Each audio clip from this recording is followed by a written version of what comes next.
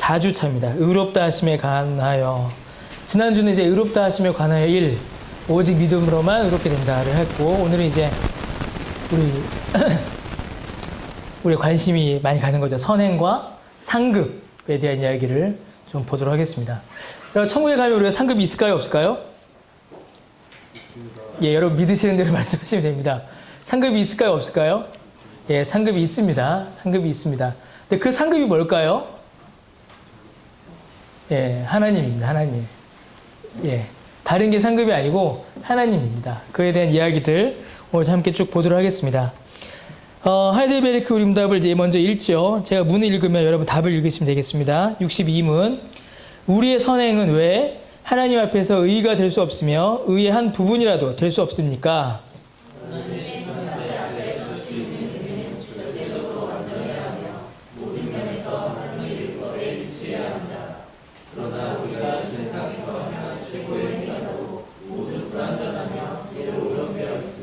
하나님께서 우리의 선행에 대해 이 세상과 오는 세상에서 상 주시겠다고 약속하시는데 그래도 우리의 선행은 아무 공로가 없다고 할 수 있습니까? 이거 굉장히 중요한 말입니다. 63문 답. 하나님의 상은 공로로 얻는 것이 아니고 은혜를 주시는 것이다. 이거 굉장히 중요한 말입니다. 63은 이러한 가르침으로 말미암아 사람들이 무관심하고 사악하게 되지 않겠습니까?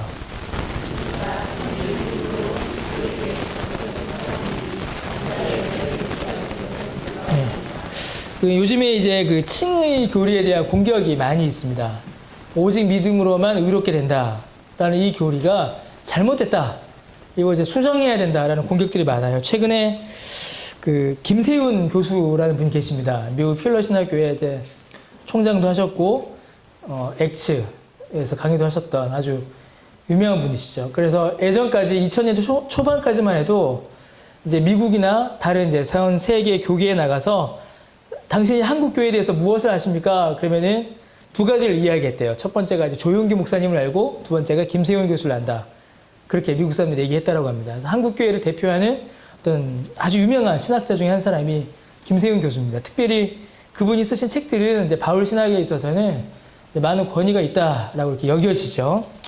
자, 그런데 그분이 최근에 어떤 이제 세미나에서 무슨 말씀하셨냐면 이 개혁주의 칭의론이 성도의 거룩한 삶을 오히려 방해한다라고 이렇게 발표를 하셨습니다. 믿음으로만 의롭게 된다라는 이 가르침이 성도가 거룩한 삶을 살기 위한 성화의 노력을 방해한다. 이런 말씀을 하셨어요. 이 주장이 어떤 게 잘못됐는가에 대해서는 이제 많은 이제 이야기들을 우리가 해야 되는데 지금 할 수 없고요. 이 김세훈 교수님이 하신 이 말씀은 원래는 이제 로마 카톨릭이 처음에 종교개혁이 일어났을 때 종교개혁자들을 비난한 내용이었습니다. 토렌토 공의회라는 회의가 있었는데 반종교개혁 회의죠. 종교개혁 신학자들, 종교개혁의 불길이 막 일어나니까 천주교에서 그것을 이제 반론을 제기하기 위해서 모인 회의였습니다. 그 회의에서 내린 결론이 오늘 읽은 바로 이거예요. 오직 믿음으로만 의롭게 된다라는 가르침은 성도의 거룩한 삶을 방해하고 거룩한 삶을 살지 못하게 한다. 이러한 가르침을 전하는 자는 저주를 받을지어다. 이게 그 회의의 결론이었습니다. 이거는 성경에 대한 심각한 오해입니다. 성경 어디에서도 그렇게 설명하지를 않지요.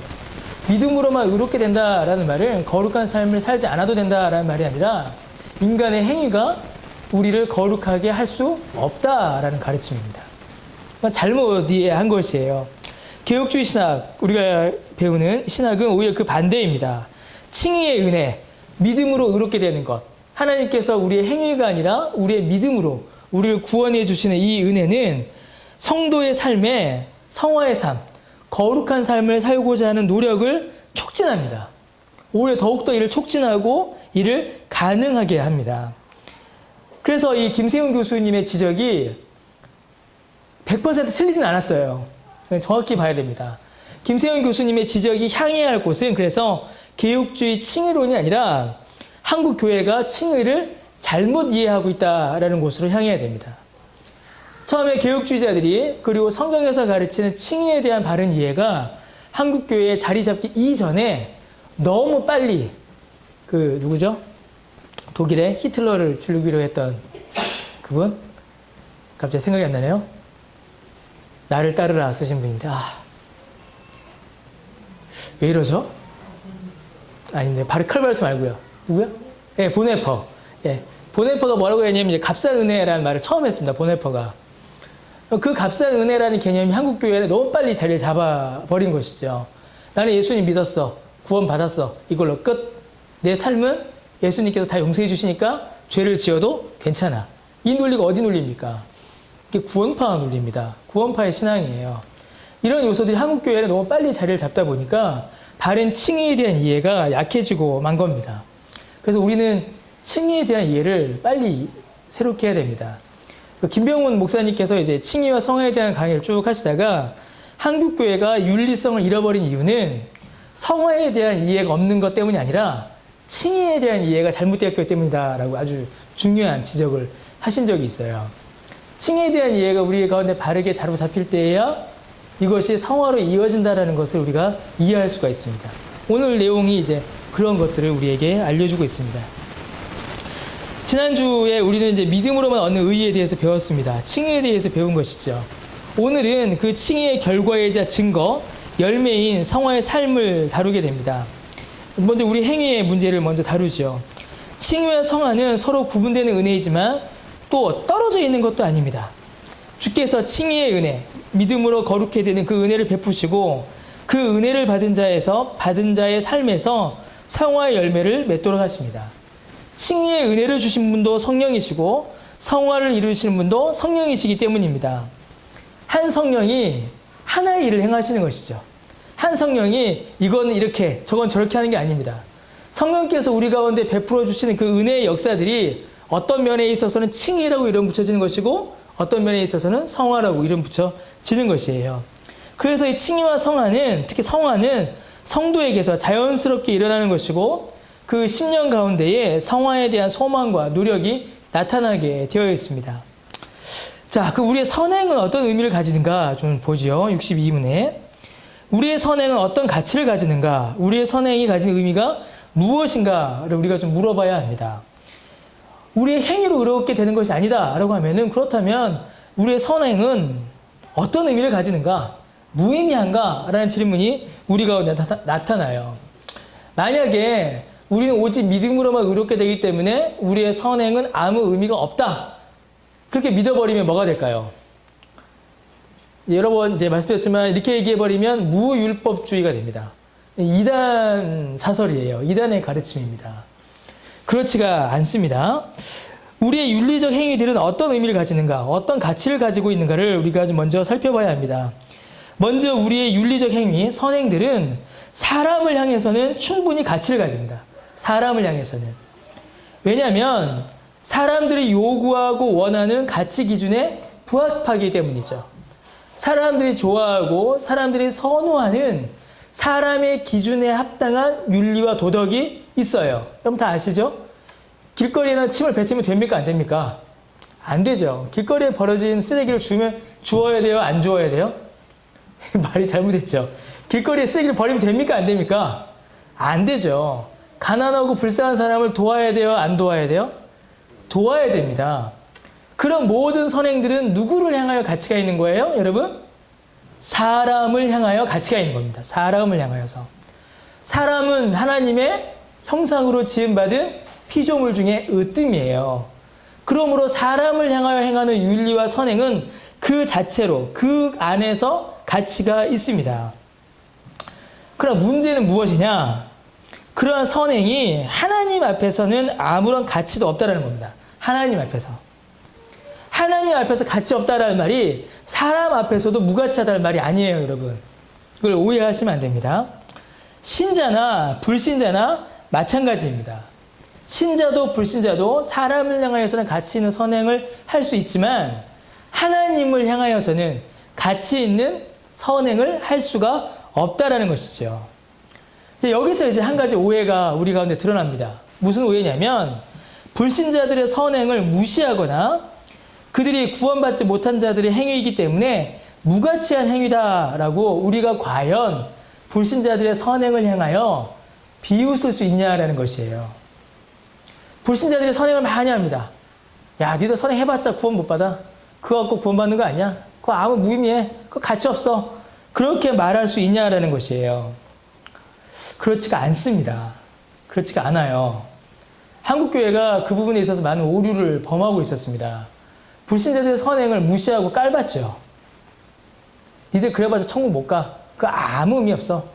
그런 분위기가 한국교회 안에 많이 있었습니다. 여러분, 하나님께서는 신자나 불신자나 모두 이 세상에서 살아가게 하십니다. 그렇다면 이 세상을 유지하는 선행은 어디서 나오겠어요? 이 세상을 돌아가게 하고 이 세상을 유지하게 하고 이 세상이 그나마 최소한의 윤리와 도덕으로 버티어갈 수 있는 그 선행, 그것은 어디서 나오냐라는 것입니다. 그게 신자에게서만 나오는 것이 아니에요. 불신자에게서도 그것이 나오고 있습니다. 하나님께서 신자나 불신자나 모두에게 햇볕과 비를 내리듯이 그들 모두에게 선한 양심을 주셔서 그 일을 행하게 하신 것입니다. 신자가 그것을 무시하거나 비웃을 수 있는 것이 아니에요. 오히려 불신자들의 선행을 보면서 신자는 경고를 삼아야 합니다. 아주 이거 중요한 이야기입니다. 불신자들의 선행을 보면서 야, 그 무가치해 비웃을 게 아니라 불신자들의 선행을 보고 신자는 경고를 삼아야 돼요. 왜 그러겠습니까? 온 세상이 신자들을 향해서 손가락질합니다. 어떻게 손가락질할까요? 너는 구원받았다면서 그렇게밖에 못 사냐? 이렇게 나옵니다. 너 하나님 자녀라며? 너 구원받았다며? 우리가 못 받은 구원의 은혜를 너는 받았다며? 근데 너는 왜 그렇게 살아? 세상이 우리를 향하여 그렇게 비난합니다. 오히려 그 비난의 소리, 그 경계의 소리, 그 경고의 소리를 교회와 신자가 먼저 들어야 합니다. 세상을 향해서 무시하거나 깔볼 게 아니라. 그런 의미에서 우리의 선행은 가치가 있습니다. 그리고 뒤에서 살펴보겠지만 또 다른 의미로서의 매우 중요한 가치도 있습니다. 그럼 뒤에 보겠습니다.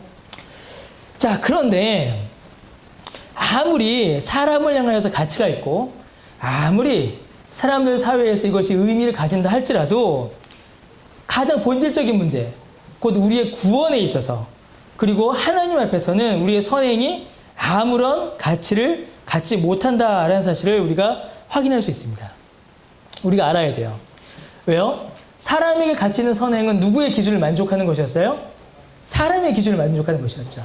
그러면 하나님이 만족하시는 선행은 누구의 기준을 맞춰야 됩니까? 그렇죠. 하나님의 기준에 부합해야 합니다. 사람이 만족할 만큼 일을 하면 사람은 좋아하죠. 그러면 하나님이 만족하시려면 하나님이 정해놓으신 기준에 부합해야 합니다. 그렇지 않으면 하나님이 기뻐하시고 하나님이 우리를 의롭다 해주실 만한 선행이 생기지가 않는 거예요. 사람에게 가치 있는 선행은 사람의 기준과 필요를 만족하는 것이고 하나님 앞에서 우리가 가치 있고 하나님 앞에서 우리의 선행이 그것이 우리를 의롭게 할 수 있는 것이라면 우리의 행위가 가치를 가지려면 하나님의 기준에 부합해야 합니다. 하나님을 향한 일이기 때문이죠. 우리가 하나님을 향하여 범죄하였고 하나님의 요구에 불순종하였으며 이로 인해서 하나님께로부터 받는 심판을 우리가 받게 된 것입니다. 전부 다 어떻게 됐어요? 하나님과 관련된 일이죠. 그러므로 우리의 선행으로 하나님 앞에 칭찬받으려면 우리의 선행이 하나님의 기준에 부합해야 합니다. 너무 중요하죠. 그러면 하나님의 기준에 부합한다. 그럼 내용은 어디에 있어요? 하나님의 그 기준. 내용은 율법에 있죠. 율법에 있습니다. 그 정도는 하나님의 속성에 있어요. 하나님의 속성에 만족할 만하고 하나님이 정해놓으신 율법의 항목들을 온전히 지켜내야 합니다. 자, 그래서 요리문답에 뭐라고 되어 있어요? 462문 답에 하나님의 심판대 앞에 설 수 있는 의인은 뭐라고요?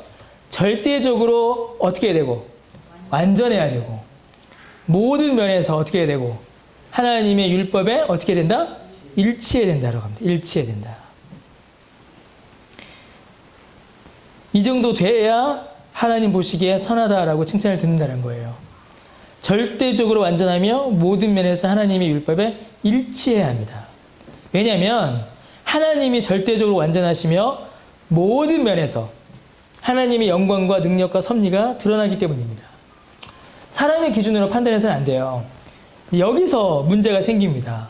사람의 관점으로 볼 때는 꽤 괜찮고 좋을 수 있어요. 그렇죠?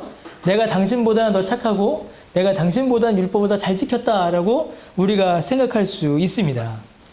그런데 그거는 뭐냐면 우리 오전에도 말씀했던 것처럼 죄를 덜 지은 자가 죄를 더 많이 지은 자를 향하여 비난하는 게 아니라 죄가 드러나지 않은 자가 죄가 드러난 자를 향하여서 비난하는 거예요.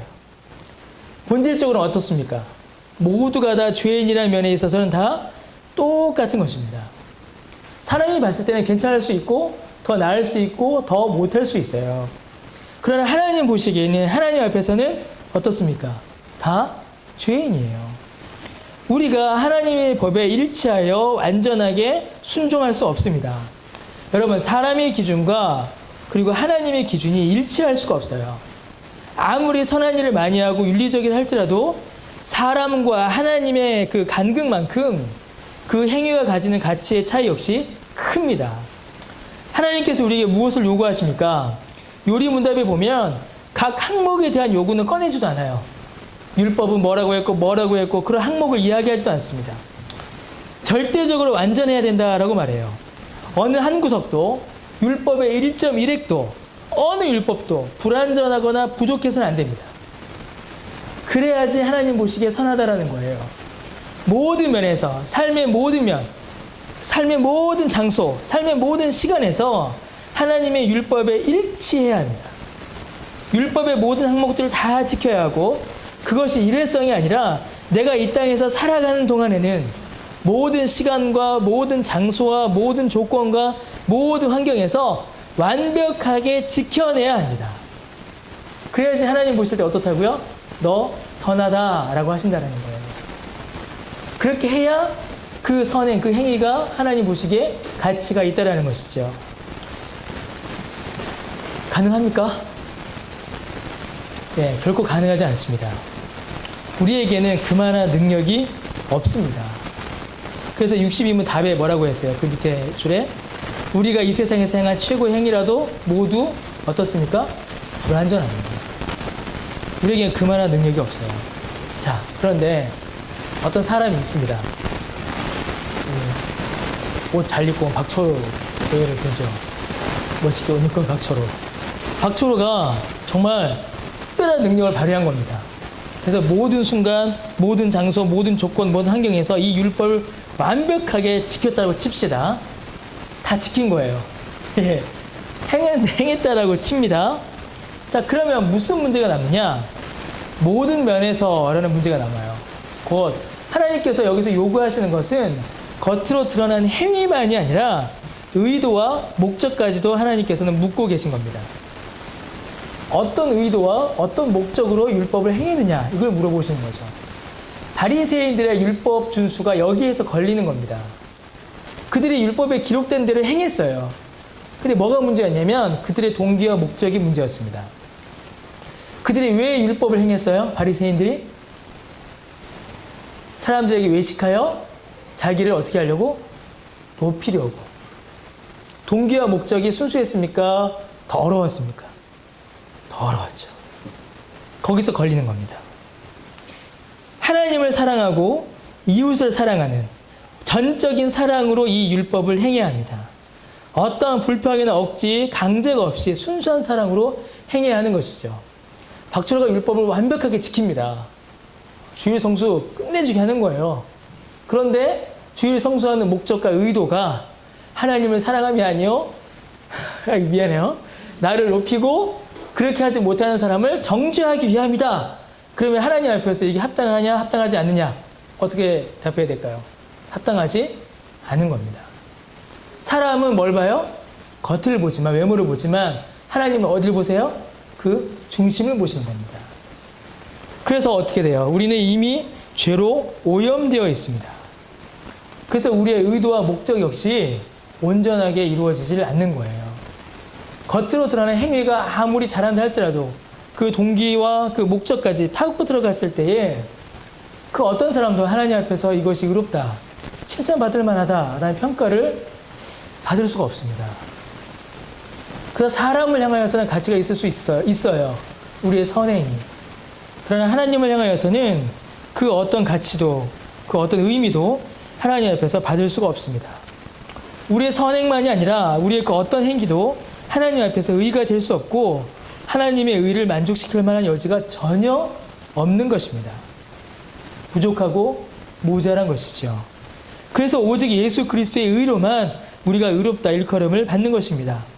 내가 획득하고 내가 이루어내고 내가 쟁취해낸 의가 아니라 예수님께서는 절대적으로 완전하게 모든 면에서 하나님의 율법에 일치하여 이루셨어요. 그 의를.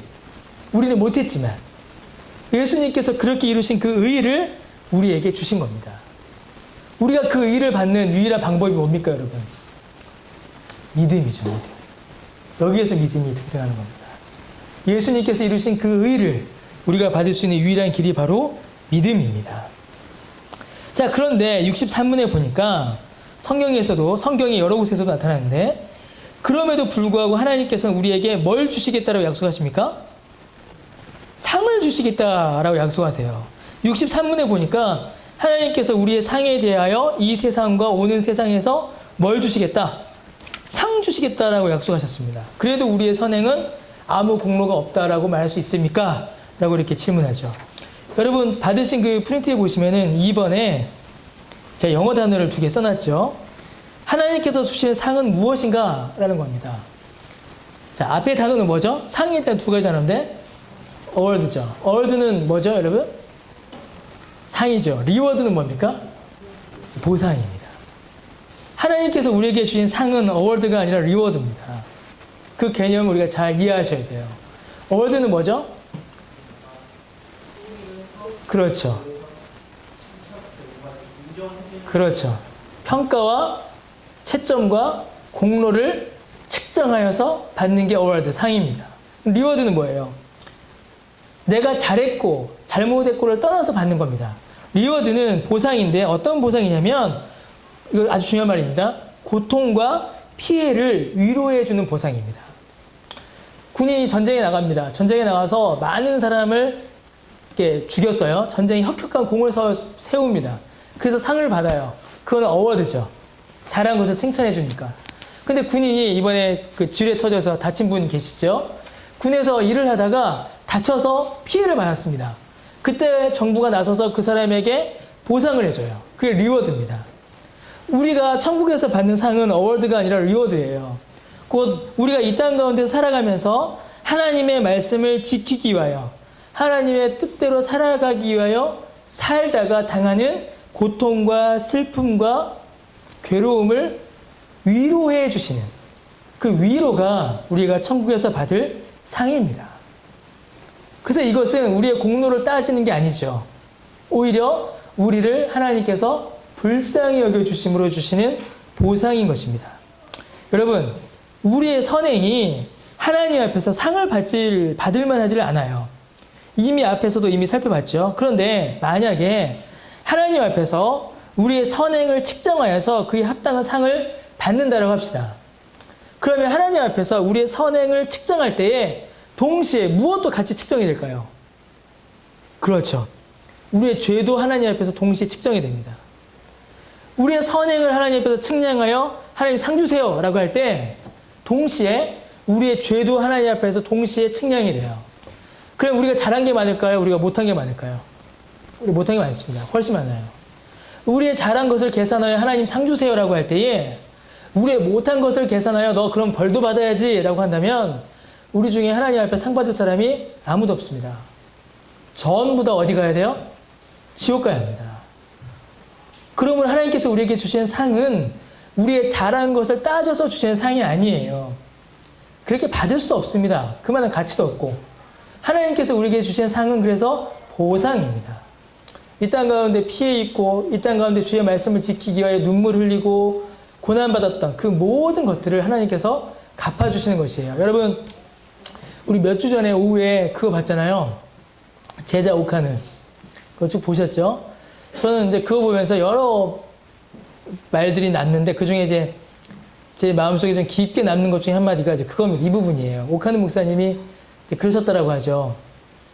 나는 천국에 가면 뭐가 없을 것이다? 상급이 없을 것이다. 상급이 없을 것이다. 왜냐하면 나는 이 땅에서 사는 동안에 이미 뭘 많이 받았으니까? 보상 많이 받았으니까. 위로를 많이 받았으니까. 만약에 오카노 목사님이 자신이 행한 업적을 놓고 천국에서 상 받는다라고 한다면은 만약에 한국교회에서 오카노 목사님보다도 더 상을 받을 만한 분이 과연 몇 분이나 있을까 싶어요. 그런데 내가 잘한 만큼 받는 게 상이 아니라 내가 이 땅에서 복음을 위하여 흘린 눈물과 슬픔과 피해와 그런 것들에 대하여 주께서 주신 위로라면 이야기가 달라지게 되겠죠. 그래서 여러분 천국의 상급을 여러분 쌓는다라는 말은 뭐겠어요? 내가 교회 건축하는데 헌금을 1억을 했다. 교회 건축하는데 벽돌을 내가 100개를 날랐다. 내가 잘한 것을 통하여서 천국의 상급을 쌓는 게 아니에요. 그건 잘못된 이해입니다. 천국의 상급을 쌓는다라는 것은 내가 복음을 위하여 주의 말씀을 지키기 위하여 눈물 흘리고 박해당하고 슬퍼하는 게 천국의 상급을 쌓는 거예요. 주께서 우리를 위로해 주신다라는 약속인 것입니다. 그러니까 여러분 사시다가 믿음 때문에 눈물 흘리고 박해받고 슬픔 당하는 거 기뻐하세요. 산상수훈에 그대로 나오잖아요. 오히려 기뻐하랍니다. 박해받고 슬픔 받으면 하늘에서 우리의 위로가 크다라고 주께서 우리에게 약속해 주세요. 그게 우리가 받을 천국의 상급입니다.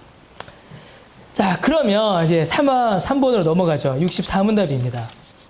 자, 그러면 이러한 가르침으로 말미암아 사람들이 무관심하고 사악하게 되지 않겠습니까? 라고 질문합니다. 이게 우리가 오늘 초두에 꺼냈던 질문이죠. 그리고 로마 카톨릭이 개혁신학을 비판했을 때 했던 질문입니다. 선행은 구원받는데 아무 가치가 없고, 그리고 선행을 따라서 우리가 행한 그 업적을 따라서 천국 가서 상 받는 게 아니라면 성도들이 선행에 대하여 무관심해지지 않겠는가? 오히려 무관심 정도가 아니라 악행을 아무렇지도 않게 저지를 수 있지 않겠는가? 라는 반론이 일어난다라는 것입니다. 천주교가 이제 개혁주의 신학을 그렇게 비난했었고, 오늘날도 그런 비난들이 있어요.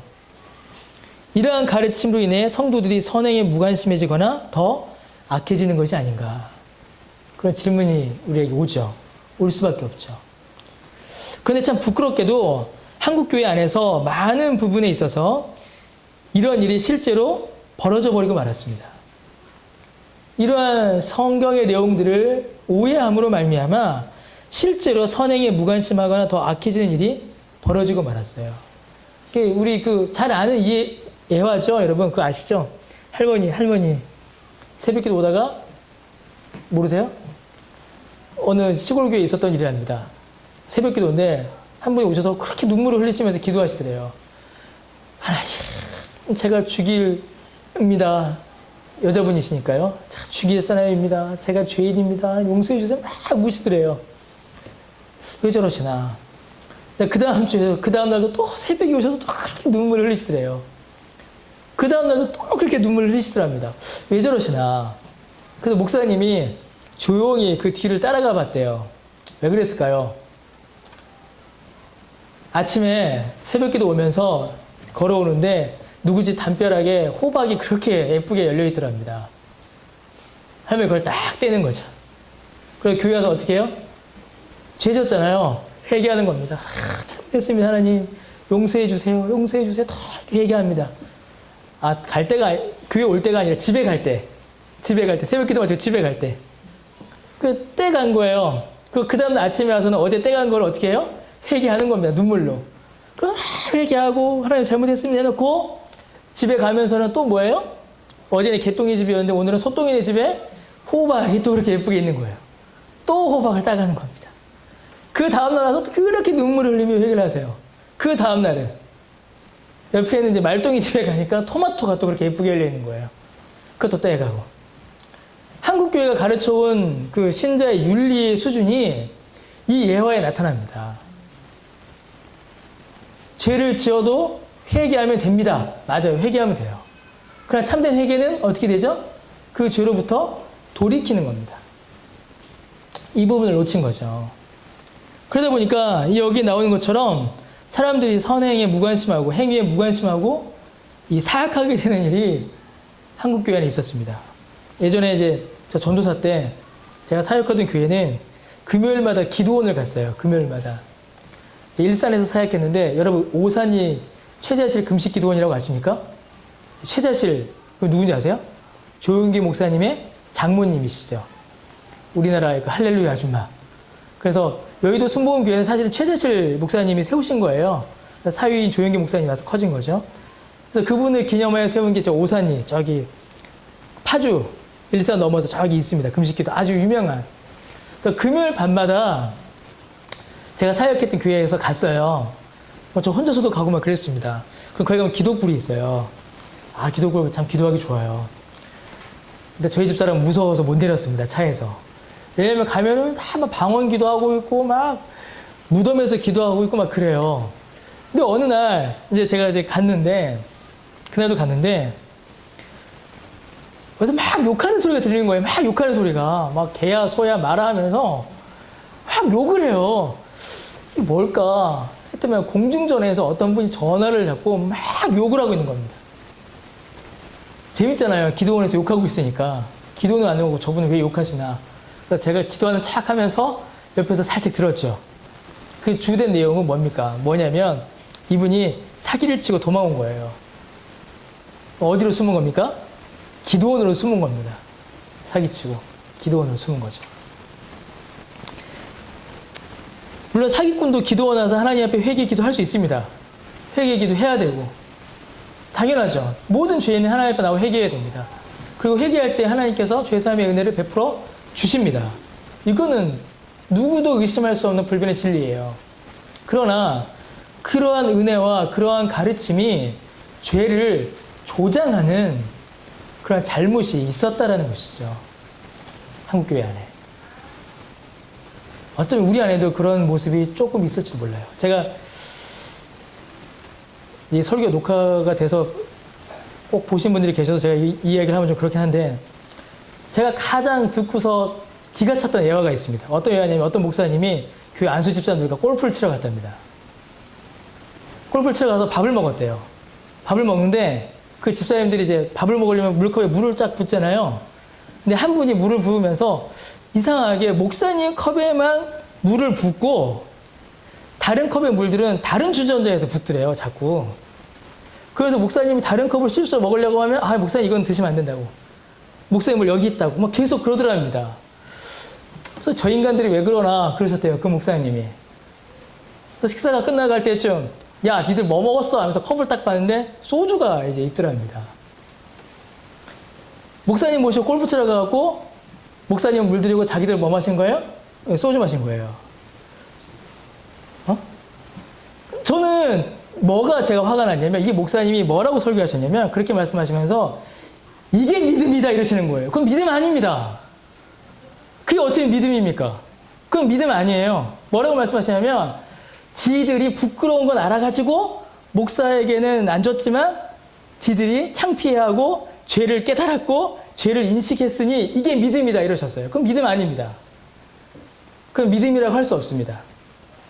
참된 믿음은 마시지 않는 거고 끊는 거고 죄라면 절제할 수 있어야 되는 겁니다. 우리 안에 계신 성령께서 그렇게 힘없는 분이 아니십니다. 성령의 능력을, 성령을 회방한다는 게 이게 성령을 회방하는 건데, 우리 안에 계신 성령님의 능력이 그렇게 작지 않습니다. 우리를 바꾸시고 우리를 고치시고 우리를 선한 길로 이끄시기를 기뻐하시는 분이시고 그러한 능력이 있는 분이 성령님이세요. 목사와 함께 안수 집사라는 타이틀을 달고 골프를 치던, 영화를 보던, 축구를 하든 볼링을 하든 그리스도인이라는 사실에 변함이 없고, 성령께서 그 10년 가운데 계심도 변함이 없고, 성령께서 죄에 대하여 그 양심에 민감케 하신 것도 변함없습니다. 뭐죠 그러면? 그럼에도 불구하고 죄를 선택한 건 믿음을 저버린 겁니다. 성령의 음성에 귀를 닫은 것이에요. 그건 믿음이 아닙니다. 야, 그건 믿음이야. 너희들 믿음 있어. 칭찬할 일이 아니라 당신들 믿음 잘못됐다라고 경계하고 권면하고 강하게 가르쳐야 되는 내용이죠. 저 그 예화가, 그분이 하신 많은 예화 중에 제 기억 속에 아주 또렷이 남아있습니다. 너무 분명하게.